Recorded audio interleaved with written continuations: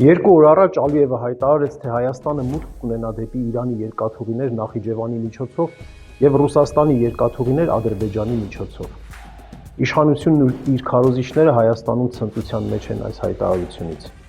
Ասում են բան չմնաց Բաղձալի խաղաղությանը, բլոկադայի վերացմանը։ Բայց երբ մի փոքր մտածում ենք ու 1-2 հարց ենք տալիս այս ամենի վերաբերյալ,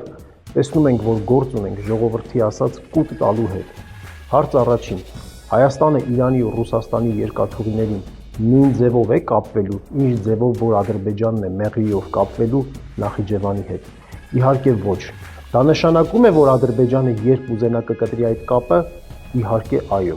Այո, քանի որ Հայաստանի եւ Իրանի ու Ռուսաստանի երկաթուղիների կապը լինելու է Ադրբեջանի բարի կամքի միջոցով, առանց երաշխավորների, առանց միջազգային ռեժիմի, առանց թուղթ թարազուի։ Իսկ Հայաստանը կարող է կտրել Ադրբեջան-Նախիջևան կապը։ Իհարկե ոչ, ոչ, քանի որ այստեղ արդեն միջազգային ռեժիմ է լինելու։ Այս գործում քավորներ կան, ու Հայաստանը արդեն իր ինքնիշխան տարածքի վրա փաստացի իշխանություն չի ունենալու։